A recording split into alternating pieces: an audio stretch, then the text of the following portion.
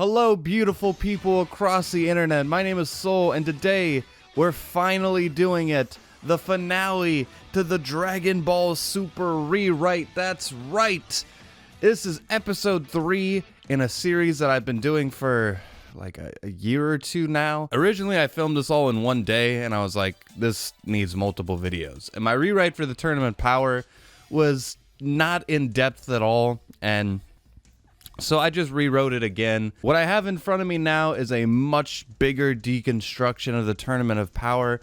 And for those who didn't watch parts 1 and 2 of this series, the link hopefully will be in the description. If not that, go to my YouTube channel. Watch all my videos on my YouTube channel. But just for like a lot of little bullet notes on what happened in parts 1 or 2, my version of Dragon Ball Super takes place after the Tournament of Power. We brought Bardock and his wife back to life, and they had another child. Beerus died and was killed by Zamasu. Trunks and Gohan fused and went Super Saiyan 4. And whenever we went into Super Saiyan Blue, it's much more of a wisdom form. And Zeno, sure, he is this nice little cute fella.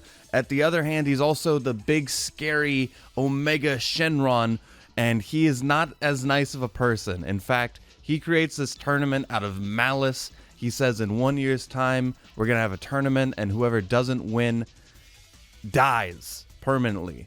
And a little caveat I want to add here: if you die in the tournament, even if you're on the winning team, you stay dead. So let's say Vegeta blows himself up again. He stays dead. A couple of other rules: there will be no fusion permitted at all. Also, if someone is dead, they are still viable because they're still technically from your universe. They still technically exist. The dead will be allowed to compete in the tournament as well. Also, a quick little editor's note: I want to talk about the stage and how it applies to the rules. I want the stage to be made out of the hardest substance in the universe, similar to the anime, but let's like even a harder substance than that. And I want it to kind of be applicable to power scaling. I don't want some random dude from a random universe who's able to blow up the stage. I want the stage to like remain mostly intact until towards the end of the tournament, when we're getting the big power-ups, and that's when it starts like blowing up. I don't want it to be literally falling apart either. I don't want there to be a time limit. I want a just busted up stage at the end of it, but nothing like how it was in the anime. And I do want there to be flying. I want there to kind of be a dome, like an impenetrable dome. And when I mean impenetrable, as in they're not going to actually break it. I want like at least a little bit of room for them to fly around and do everything, because if the stage is not breaking, then they need room to like go off and do their own things and kind of like make the battles feel separate. There are ring outs. I do like the idea of ring outs, but again, if you die in the tournament, you are actually dead. Of course, there is flying, but let's say like after like 10 feet under the stage, it kind of just pulls you into this intense gravitational pull into the world of void, and there's no escaping it. Depending on, even if you're Jiren, you're not escaping that shit. And during this little meeting that Zeno has, someone in the background pipes up, and oh shit, yeah, Beerus is here. And he points out the fact that now that he's dead, he no longer counts as a god of destruction. He has lost that position. So perhaps Beerus could join the tournament. And Zeno's like, I don't see why not. And everyone else gets all upset, and they're like, oh, we gotta kill our gods of destruction. And Zeno's like, no, there will be no killing before the tournament. Beerus is the one exception. Everyone else, you are not allowed to kill anyone else before the tournament, whether they're on your team or anyone else's team. We meet back in the giant void world in 1 year. Goodbye. So unlike in the anime, where a lot of the fighters didn't even know it was happening going into it, everyone was a part of this meeting, so there's just a much bigger sense of dread weighing on the combatants. And Whis is like, oh, come on, guys, cheer up. We gotta make our 10 teammates. We're going to decide our 10 teammates now. That way everyone else doesn't have to like spend an entire year training if they don't have to. But the 10 teammates we choose, you better train your ass off. Whis has a conversation with Vados over God, Skype, or Zoom, whatever they're using. And basically, they both have the same idea for their tournaments where it's like, okay, we should have like a little battle royale between everyone who has like the highest power levels in our universe. So Whis finds an abandoned planet and he gathers every single person in Universe 7 that has the highest power levels, and we're all just gonna do a big battle royale. You have to fight no matter what. And we start immediately. A couple dozen fighters are on the planet. Everyone we know from Universe 7, from Goku down to Yamcha, they're all here. A lot of people like Bardock and his wife are just like, we're not fighters anymore. We already swore retirement. We're just gonna sit this one out in the stands next to Bulma and Chi-Chi and all those guys. I did retire a couple other characters, Yamcha, Chaozu. They're gonna be in the stands too, but for the most part, a lot of the characters we haven't seen in a while, this is gonna kind of be their swan song. And just a heads up, my 10 fighters are not gonna be anything like the original, so be prepared for that. So before the battle royale begins, our heroes are just kind of surveying the group. You know, there's a lot of random people from random planets, a couple of Frieza's squadrons. Frieza, the dead were allowed to fight, so Frieza's in there. We see a lot of people from Dragon Ball's history, but there's two characters we don't know, and Vegeta immediately like laser beams them and is like, are those Saiyan? Goku and Vegeta fly towards them, and we are introduced to Broly and Paragus. Don't worry, Broly and Paragus are not part of my universe's team. They're just kind of going to get set up for the Broly movie. We're going to start setting up those characters now. Vegeta's like interrogating them, but Paragus is like so nice. He's such a nice guy. He's like, oh my god, you wouldn't believe it. Yeah, whenever I was summoned back to planet Vegeta, my ship broke and then we were stranded on that planet for decades. And then this nice young woman rescued us, and then I married her, and this is our son. Broly's much younger, by the way. He's more like Gohan's age. Broly's mom is like Egyptian alien race themed, and she's also super nice. Broly doesn't say anything. He's shy, but Paragus and his wife are just so nice. Paragus is like, I'm sorry I never came back to Planet Vegeta, my lord. You look awfully young, by the way. Oh, Planet Vegeta blew up. Oh. I never knew that. Goku is like being very pleasant with them, but Vegeta is obviously suspicious. But they go to their own corner. Beerus actually flocks down Vegeta before the fight begins and gives him like a little cryptic warning and says, now that Beerus is no longer the god of destruction, the mantle is probably best suited for Vegeta. And he tells Vegeta he has to learn Hikai. It's a form of energy that's pure destruction incarnate. Beerus gives some to Vegeta, and that's when the little battle royale begins. Battle royale to determine the 10 fighters begin. Immediately, I want to tease Goku and Vegeta. They're kind of going punch for punch. Everyone else is just so like awe-stricken with how powerful they are. They're kind of just watching Goku and Vegeta. Everyone's focusing on Goku and Vegeta, and they don't see a character kind of slip away from the crowd. And right as Goku versus Vegeta is ramping up, a giant barrier is formed between them and the audience members. Everyone in the audience is kind of freaking out, and they see Paragus just put up a giant barricade. Paragus powers up and turns Super Saiyan.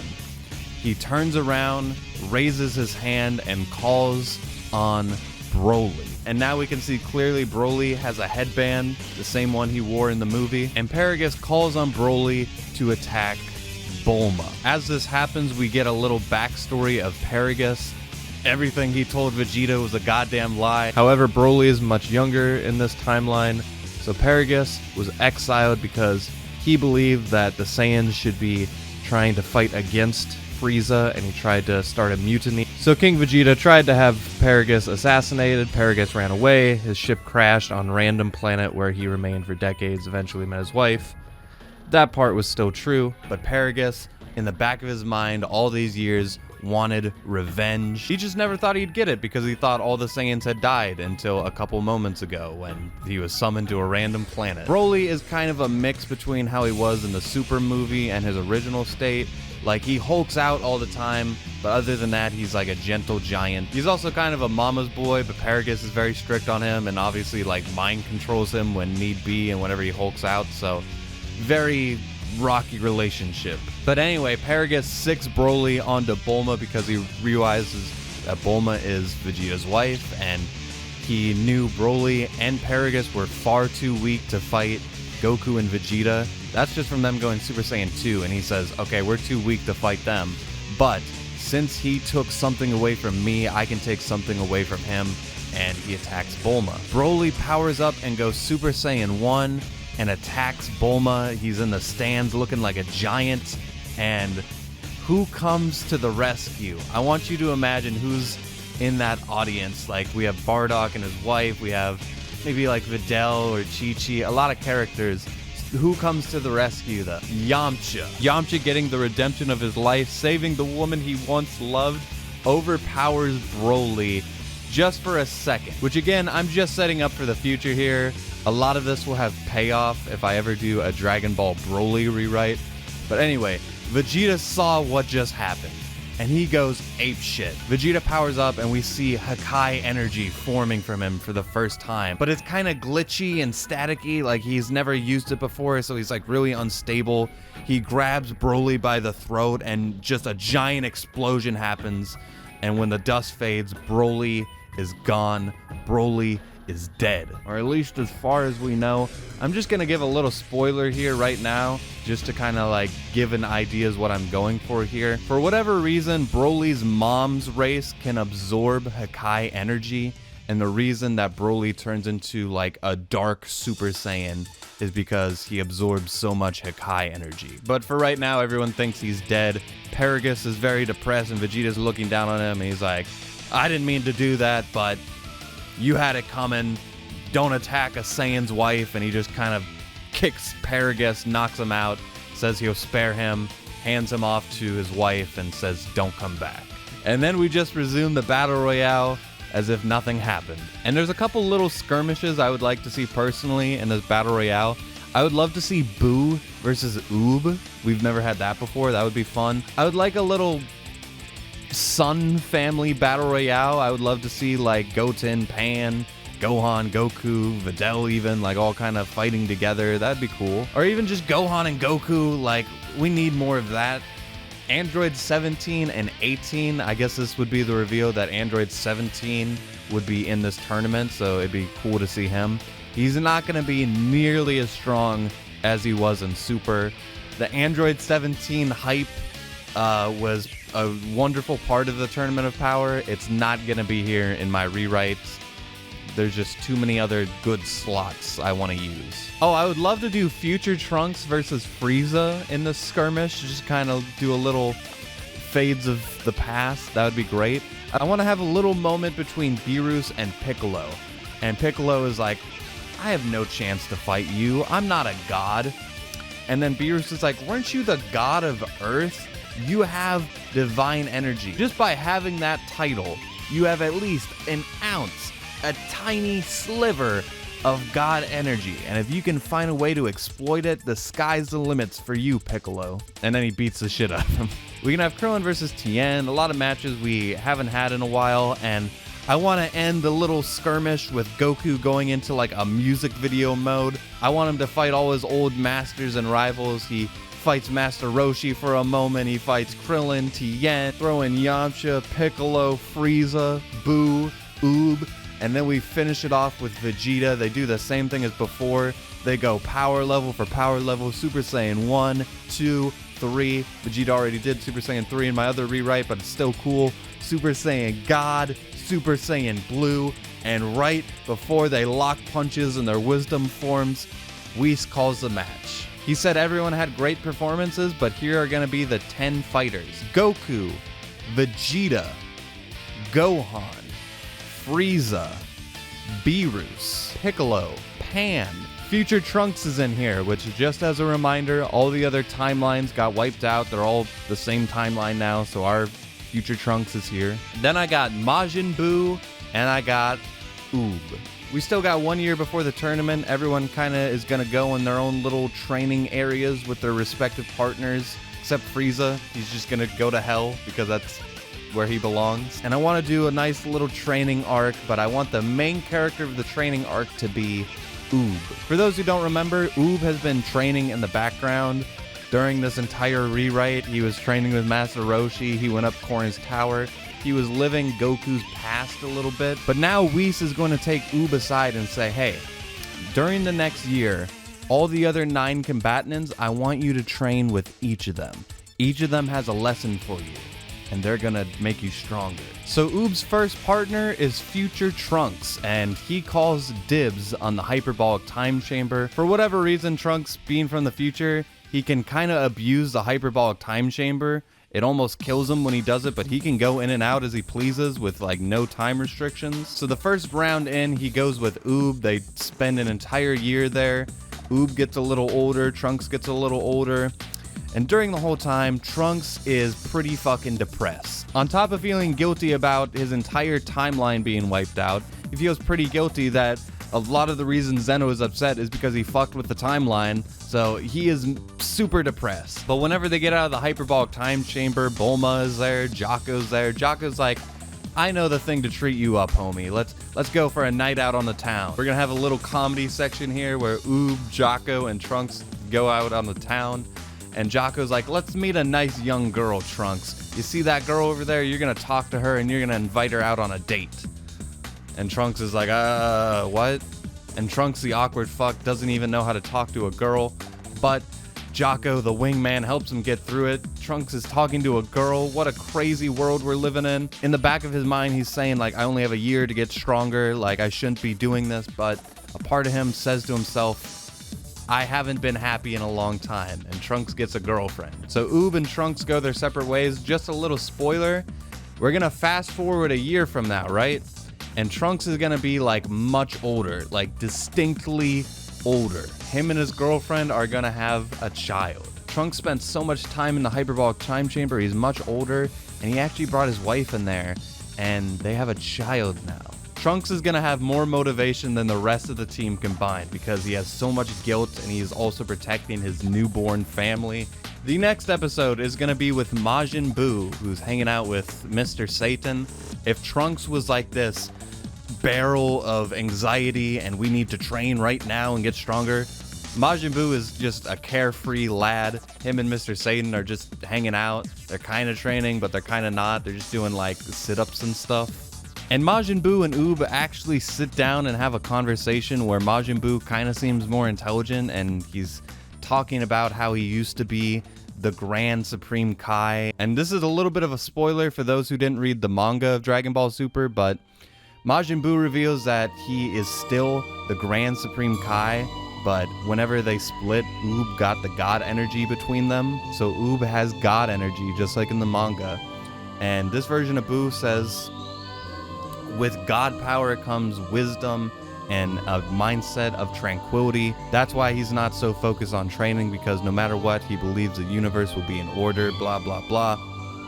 Just get a little bit more respect for Majin Buu. He even shows his Supreme Kai form, but he says that's not who he is anymore, and now he's just a peaceful, loving Majin Buu. And Oob is like, we're still gonna train and stuff, right? And Majin Buu's like, yeah, we'll train. After that, Oob is gonna train with Frieza, or at least attempt to. Whis brings him down to hell, and he's just like, okay, attaboy, go get him. Whis disappears, and Oob is terrified. Frieza is out of his little cocoon. Whis let him kind of roam about so he could train.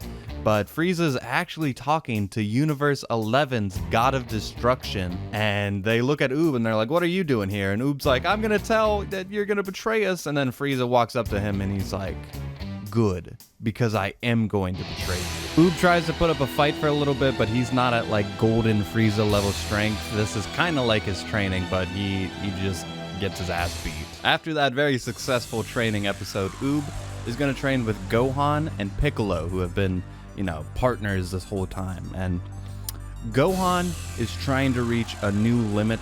He's trying to reach Super Saiyan 4 by himself without fusing.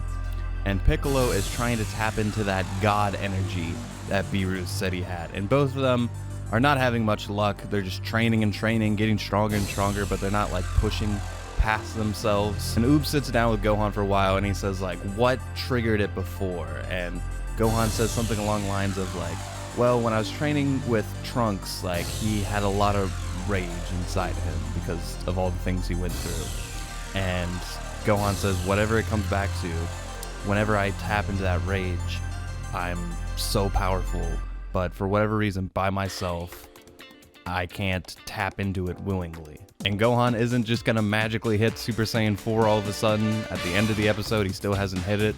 Piccolo still hasn't hit God Energy. They hit a wall. Now we're gonna have an episode themed in Universe 6, and this is gonna actually take place with Pan. Oob is gonna train with Pan, but in the midst of their training, who shows up out of nowhere other than Kale? And with her, Caulifla. This is the first time we're going to be introduced to Caulifla. Kale explains to them, oh, well, we are learning instant transmission via a Yardrat from our universe, and you guys were the farthest energy I could recognize. Kale recognized Pan's energy from the time they fought in the Universe 6 tournament. And then they're like, okay, we tested our limits, we can go back. But then Pan grabs Oob by the hand and then like grabs onto them right as they instant transmission back to Universe 6. So they instant transmission back, and Universe 6 is all in a giant free-for-all training, and that's how they've been training since the beginning. And this is actually our big reveal for Universe 6's team and what they're gonna look like. Just like Universe 6, who has, I think, 6 Saiyans, Universe 6 also has 6 Saiyans. Those Saiyans are Kale, Caulifla, Tora, Cobba, Turles, which, by the way, just a heads up, there's going to be movie-themed characters in the tournament as well, including Turles. And considering he's a Saiyan, I thought this would be like the best place for him. But the more I thought about it, if we're going to have alternate versions of Frieza and we have a Turles might as well just be alternate version Goku for the sake of the story. It would make sense as to why he looks like him. And we're also going to have like a Turles Vegeta, an alternate Vegeta. We're not going to know their powers yet, but the other 4 characters are Hit, that Universe 6 Yardrat, who's going to teach all the other members instant transmission, the Super Namekian from the Universe 6 tournament, and Frost, because we have the dead in the tournament, so Frost is in there too. But there's a big standoff between Pan and Oob in the Universe 6 tournament. Vados calms them down. There's no fighting, but we do get to see Universe 6 in the thick of it. We get to see them sparring with each other, and Pan and Oob know they're nowhere near as strong as guys like Hit. But I really want to focus on Pan and Kale and Caulifla's relationship. They have like a nice, good old Saiyan rivalry. The next training episode is going to be between Oob and Beerus and Vegeta. Oob is going to try to train with Vegeta and Beerus, which does not last very long because Vegeta has been training in Hakai energy, and they have gotten much stronger than before. Oob asks Vegeta if he wants to become a god of destruction, and he doesn't answer yes. He doesn't answer no either. He does see himself as a, king deity character, but he's not very good at actually playing the part. But we'll leave a little bit more for that for the tournament. We just get an episode with a bunch of Beerus and Vegeta. After that, Oob is going to train with Goku and Whis. And I say train, but they're just going to spar for a little bit, and then it's just going to focus on Whis and Goku.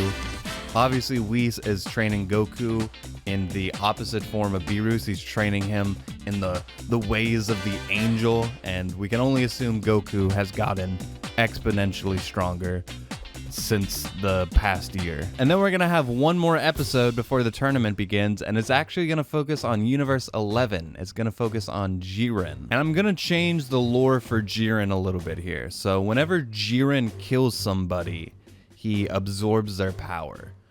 And just like the original, he is a part of the Pride Troopers. They take down evil. Basically, Jiren watched his entire planet get wiped out by a guy, and he killed that guy and got way stronger. And ever since then, he just kills bad guy after bad guy, gets stronger and stronger. But Jiren is actually like a coward. He is terrified of death. He is terrified of being weaker.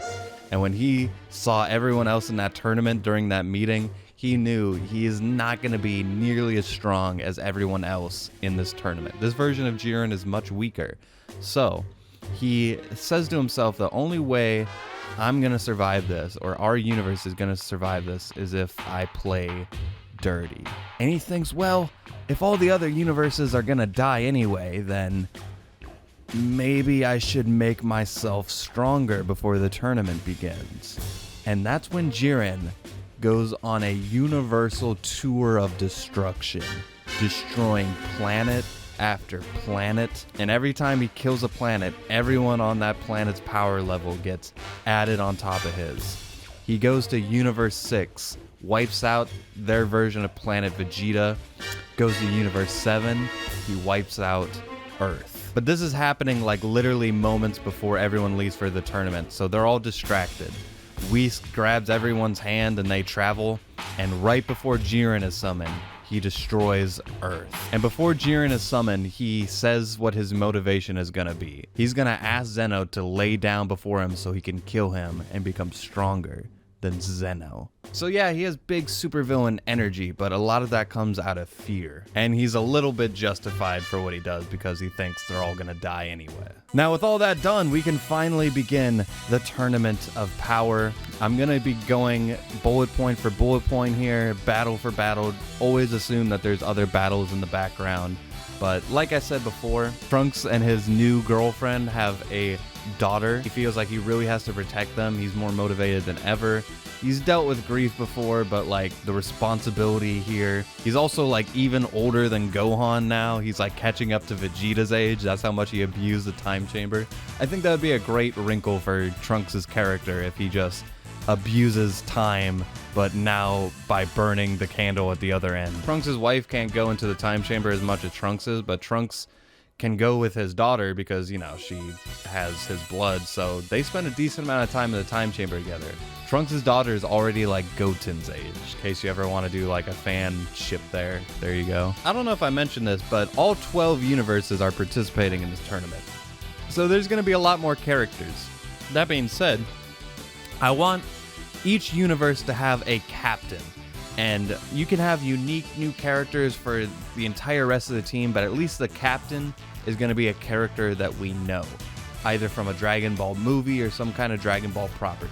For instance, Universe 1 is going to be captained by Pikkon. Universe 2 is going to be captained by Dr. Wheelo. Universe 3 is going to be captained by Bojack. Universe 4 is going to be captained by Android 13. You might want to change his name or something, but it's that character. Universe 5 is going to be captained by Hachiyak. We know Universe 6, we know Universe 7. Universe 8 is going to be captained by Hirudegarn. Universe 9 is going to be captained by Janemba. Universe 10 is going to be captained from Dragon Ball GT. I want to save Baby and the Omega Shenron guys. They wouldn't really fit here. But you know, General Wildo, he doesn't get enough love, man. We never focus on that guy. Universe 11 is the Pride Troopers. We don't have to change anything there. Universe 12 is going to be captained by Legic from Dragon Ball GT. Do you guys remember that guy? Also, a lot of the side characters and the henchmen, I think, would kind of be good to build up other members of those universes. So let's say Bojack's universe. He has his henchmen. The other androids are with Android 13. General Rildo is gonna have the other armored squadron fighter guys. You know them. All right, tournament begins. Obviously, what Jiren did has caught on. Everyone realizes what Jiren did, so he has a big-ass fucking target on his back, but there's still a target on Universe 7 because they still think that universe is responsible for causing all this, so they immediately go for Jiren, but Jiren puts up a ultimate defense mechanism. He puts up a giant barrier. Goku, Gohan, Vegeta, everyone's trying to burst this thing, but no one can get in there. And after a while, they start giving up and they start fighting each other. Perlis and the Universe 6's equivalent of Vegeta find that version of Goku and Vegeta, and they're just gonna have like a skirmish. This version of Goku and Vegeta aren't gonna be nearly as strong. They can go like Super Saiyan 1, but they're not at that level. This is just supposed to be like a fun opening round. Goku and Vegeta annihilate their alternate versions. You can do a little bit of comedy, like Vegeta can beat the shit out of alternate Goku and like feel good about himself, like that kind of stuff. Also, Pan is gonna run into Kale and Khalifa, and they actually decide to team up. They're gonna be like this little triple threat going throughout the tournament. Also, Frieza's going on like a killing spree. He is killing person after person. He's obviously much stronger than we last saw him. And he runs into Oob, and Frieza is literally like torturing people before he kills them because he enjoys it so much. And Oob is like even if you have to kill him, just do it as swiftly as possible. And Frieza's just like, shut the fuck up, Oob, and he slaps him aside. Frieza is pounding on Oob, and Oob is just taking it, and Oob like refuses to fight back. Frieza's like, why aren't you fighting back? And Oob is like, well, I'm a pacifist at heart. I only fight when I have to. And like Frieza's just like, I don't understand you. He's just pounding on Oob. And the Pride Troopers show up, and Frieza sees them, but like he sees Oob, and he's like, I could get the Pride Troopers to eliminate you. I could just eliminate you here and now, but like, he's like, I'm just gonna go with these guys, and leaves Oob alone. Maybe he took pity on him. All right, now we're gonna start annihilating some universes. The first one that's gonna go is actually gonna be the Android universe, who is gonna get wiped out by future Trunks. Imagine Super Saiyan 3 Trunks in all his fury, just wiping out androids. Shades of the past, right? So that's one universe down. The Dr. Wheelo universe is gonna get wiped out by Pan, Kale, and Caulifla. If you don't see what I'm doing here, I'm trying to raise up each universe so it's not just Goku, Vegeta, and Gohan eliminating everyone. I want everyone to feel strong and get their moment. I want Pikkon versus Piccolo because we've never seen that before. And Piccolo, if you haven't been watching, I've been keeping Piccolo relevant as hell. Like, he is almost as strong as Gohan. He wipes out Pikkon's universe, they're gone. Legic, his universe is going to be wiped out by Hit. Hit needs something to do, he takes out all of them. Frost and the Super Namekian that I mentioned earlier, they haven't had enough to do, so they're going to take on General Wildo's universe, and they're going to wipe them out. And you know, they're boasting themselves up, Frost and the Namekian guy, they're on top of the world, but they got really hurt in that battle, and who's going to pick up the pieces? Frieza and the Pride Troopers. Frieza with the Pride Troopers behind him knock out Frost. The Super Namekian's running away, but he runs into Piccolo. The Super Namekian explains how he absorbed all the other Namekians. He's like the truest Namekian possible, and Piccolo shuts that shit down and says if you knew anything about being a Namekian, you would understand that there should be peace above all else. You know, let Piccolo get a good Namekian speech in there. And that's when Piccolo finally realizes what he was missing mentally. And he amplifies his strength with God energy. He can get a new transformation even. I'm about it. You can make him a new color, make him yellow or white or something. Pretty much anything but orange. And as you can expect, he eliminates the Super Namekian. So Gohan is going to take on the Bojack universe, and Shades of the Past, Gohan wipes all of them out. You can even have Bojack's bodyguards in there just to make up the numbers. But Gohan, Super Saiyan 3, wipes all of them out. And from Universe 11, Topo, we're gonna finally use this guy, and he takes on Hachiak's universe, and he destroys them. He wipes his ass with them, and when he turns around, who's standing there? Beerus. They're gonna be fighting for a little bit in the background, so we'll come back to them. In the meantime, Majin Buu is trying to absorb people. And everyone's looking at Lord Zeno like, I thought there was no fusion. And then Lord Zeno's like, I mean, this is technically different. I'll allow it. So Majin Buu, just for a little like 5-minute spree, absorbs person after person. So Majin Buu absorbs someone from Janemba's universe. And Janemba slices him in half. And whenever he slices someone in half, he basically spirit fissions them. Majin Buu will lose his absorption ability, but then he absorbs another person.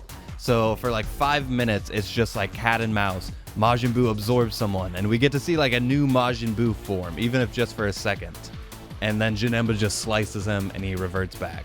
And they do that for a little bit. But then Majin Buu tries to absorb Janemba. And then just for a moment, we can see like an evil Buu just for a second again. So Majin Buu like explodes attempting to take Janemba out, but Janemba reforms just like he did in the movie. Majin Buu reforms and realizes he's not strong enough to take on Janemba. And look who comes around the corner but Oob. He checks on Majin Buu, and Majin Buu turns to him and says, so here's the deal. Remember when I said we were two halves of the same coin? I'm not going to be able to absorb anyone to become stronger, so the only way we're going to be able to come stronger is together. Majin Buu reverse absorbs himself onto Oob, and just like in Dragon Ball GT, we now have Majuub. I think we can change that name potentially though, but Majuub defeats Janemba, wipes out that universe. Oh yeah, Hirudegarn. In this timeline, Hirudegarn is a fucking beast. He's just in the center of the stage at all times, just shooting laser beams. Everyone's just trying to blast him. It's not doing anything. He's indestructible. Throughout the whole tournament, he's just causing havoc. So now we can go back to the Beerus versus Topo. Topo unleashes his God of Destruction energy, but Beerus, even without it, defeats him, kills Topo. But the moment Beerus turns around, who's standing behind him? Jiren. The guy who's supposed to be in his little cocoon this whole time just suddenly appears behind Beerus, and he just tears through Beerus' stomach with his hand. Goku witnessed the whole thing. He rages up, fights Jiren, loses obviously, goes for the spirit bomb. Jiren kicks it back, just like in the anime. Goku absorbs the spirit bomb. He achieves Ultra Instinct, even if it's the false omen version. Fights Jiren, they come to a standstill, but Jiren's way too strong. He's got Universe's level of power. He defeats Goku, and now that he's out of his cocoon, Jiren is like beast mode. He sees Hirudegarn, takes him out in one hit. Takes out the other members of that universe is gone. I want a standoff between Frieza and Cobba at this point. Again, I'm not building Cobba as much as the anime did, so Cobba's gonna be fodder to Frieza. Frieza's gonna take out Cobba, talking shit along the way. Another Super Saiyan bites the dust. But Beerus is not dead yet. Jiren and Beerus resume their battle. In the meantime, Kale, Pan, and Khalifa, the triple threat who've been going around the tournament this whole time, Kale and Khalifa finally betray Pan once they start realizing their numbers are dwindling. If you remember, Kale and Khalifa are like Super Saiyan 3 level, and Pan cannot keep up with them, but who comes to the rescue to even the odds? It's good old Uncle Piccolo, and they just have a little tag team match for a little bit. After that, we're gonna focus back on Jiren versus Beerus, which does not end well for Beerus. Beerus is in Jiren's face, making fun of him, calling him a coward, saying you're gonna die. Jiren takes him out, and if I remind you how Jiren's powers work, he gets Beerus's power stacked onto himself. He doesn't like recover. He's still very injured from the fight, but he is so much stronger now. And now Vegeta, who has been training with Beerus the past year, is going to go Ultra Ego. I want it to kind of also be like a false version, just like Goku. But Vegeta gets a bunch of hits on Jiren. That's when the other Pride Troopers try to come in and help. Vegeta eliminates all the other Pride Troopers. Jiren is by himself. Jiren, after the Pride Troopers get eliminated, powers up. They're kind of at a stalemate, but that's when every other member of the tournament that is like not knocked out at this point, they all get into a beam struggle between them and Jiren. The beam struggle blows up and everyone's just scattered throughout the tournament. Jiren hides. He physically is hiding. He's not even putting up a barrier anymore. He's literally going to hide now. Goku and Vegeta are knocked out. Everyone throughout the battlefield is wary. No one knows what's going on anymore. The only person who is not injured is Frieza. And he's picking up the pieces. He grabs future Trunks and kills him. And the only person who sees it is Oob, and he freaks out. Oob finally throws a punch at Frieza, and Frieza just knocks him aside, goes golden, just stomps on his face a bunch. Frieza's in Oob's face. He's like, your friend's gone. And Oob says back to him, no, he's not. When I win this tournament, I'm gonna wish him and everyone else back to life. And then Frieza's just like, I'm wishing for immortality. You're dumb. And Oob said, that's not dumb. I'm gonna revive everyone. And Frieza's like, oh yeah, you'll revive me? And Oob's like, yes, I will. And Frieza's just like, all right then. And Frieza grabs Oob by the neck. He's hanging him over the edge, which, by the way, if you get knocked off the edge now, you just literally drown in the world of void for all eternity. So Frieza, and Oob's crying. He doesn't say anything, but Frieza looks at him and he's just kind of looking at him with pity. And he doesn't drop him over the edge. He leaves him right there on the edge. So we don't know why Frieza let Oob live, but Gohan stumbles upon his broken body. Gohan's like, what happened, Oob? Oob explains what happened, tells him that Trunks died. Gohan, as you can imagine, powers up, rage mode. This is what he's been missing, but he still, even now, can't quite tap into that next level. He confronts Frieza. They start going blow for blow. Golden Frieza, as you can imagine, is about Super Saiyan God, if not Super Saiyan God, Super Saiyan level, so he is actually stronger than Gohan. Also, comparatively to Gohan, Frieza is not beaten down at all, so Frieza wins, puts Gohan's face in the dirt. He's like, where's that kid that beat me up all those years ago? And in the background, Jiren is causing havoc, and he even stumbles into the tag team match between Kale, Khalifa, Pan, and Piccolo. They immediately turn it into a 4v1, but as you can imagine, Jiren is unstoppable at this point. He kills Kale. He kills Khalifa.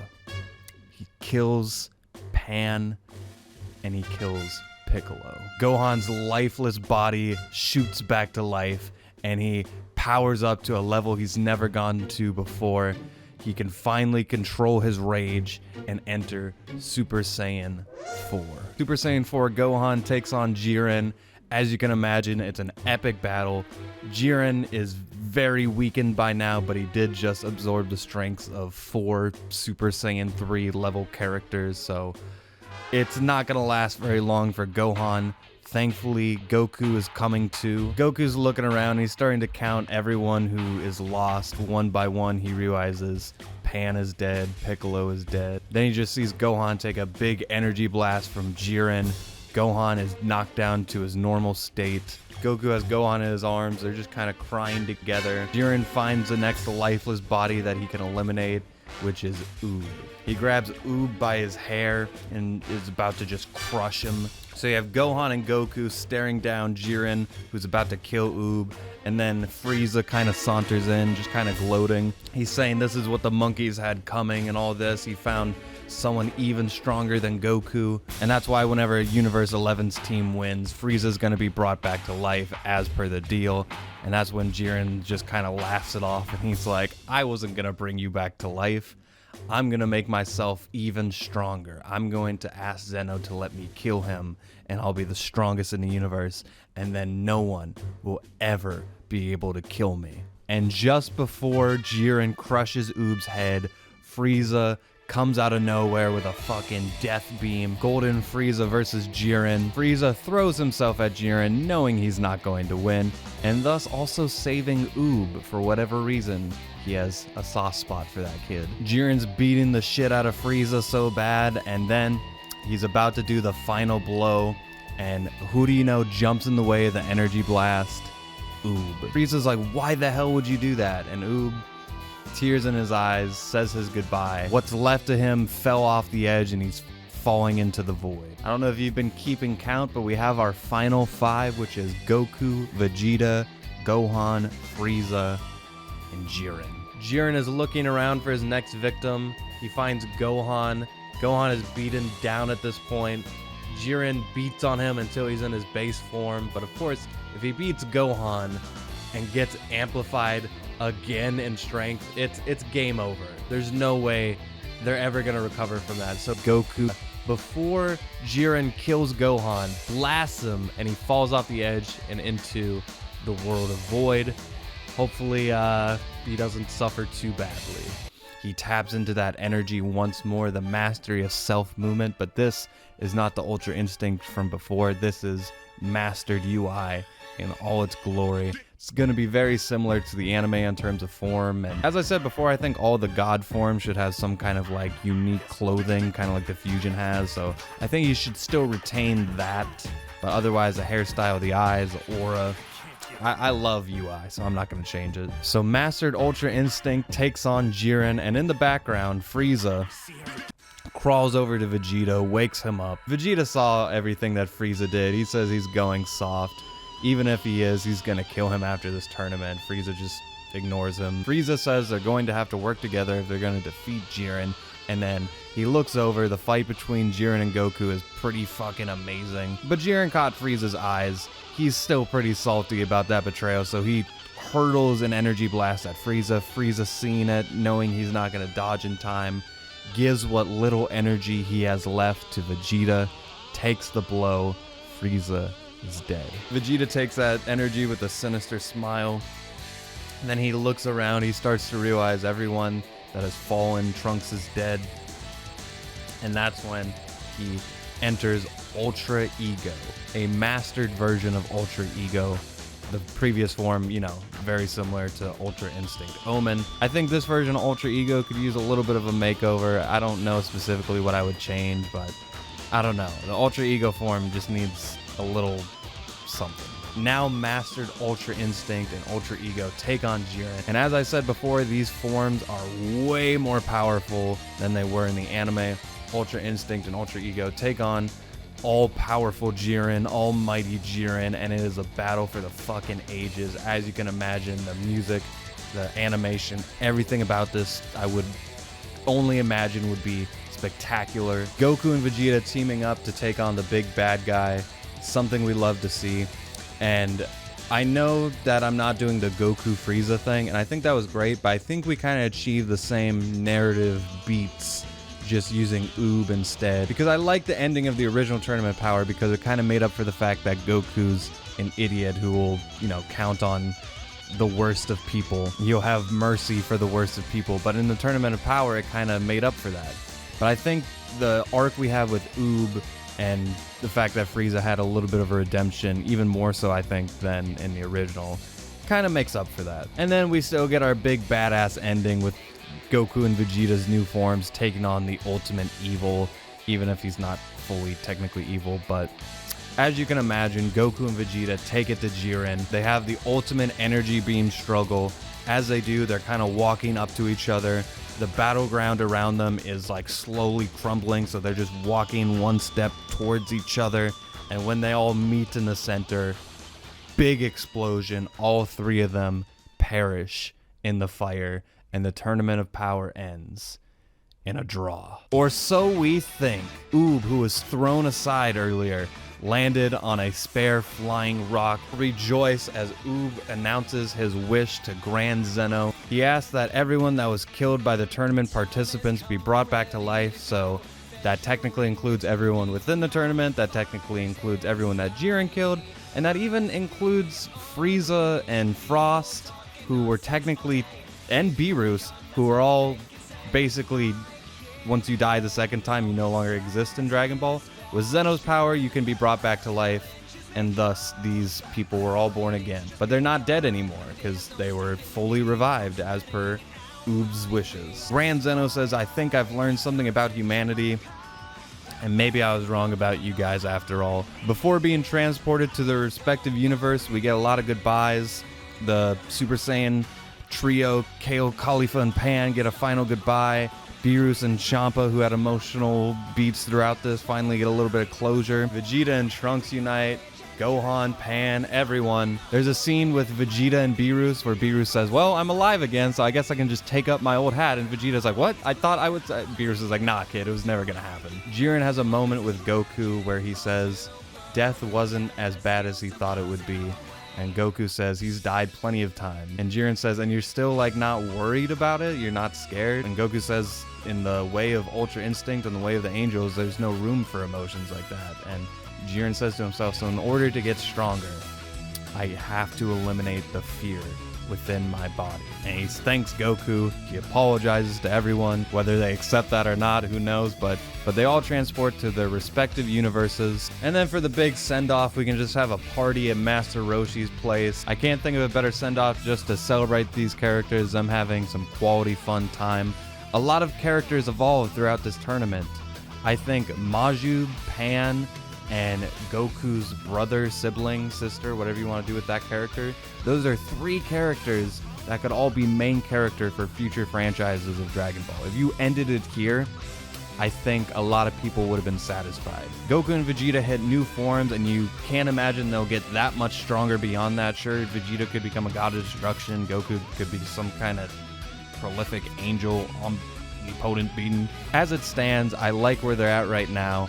I'd be happy if the characters kind of retired here. Then you have like the generation of dads, Gohan, Piccolo, Trunks, a lot of the guys that could still be around you could do more with, but as it stands, like, they achieved what they wanted to achieve. And then you have Frieza and Beerus, who are alive again, characters that you can do more with that are kind of lurking in the background. We also introduced a bunch of characters, as well as canonized a bunch of movie characters and gave them all their little moments. And sure, they were just kind of fodder to the main characters, but that's kind of what they were in the movies to begin with, so I'm okay with that. And thus ends my rewrite of Dragon Ball Super. That being said, I could rewrite Broly. If I did that, I wouldn't want to do it in the form of like a movie. I would want to kind of treat it as a whole arc. So I'd really have to pad it out and like think of a way to make it a bigger story than it was. And then I haven't even seen Dragon Ball Super Superhero yet. And then there's a new show.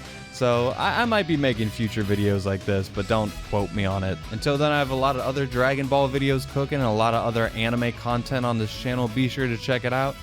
Thank you for watching as always, and until next time, with that, I leave you.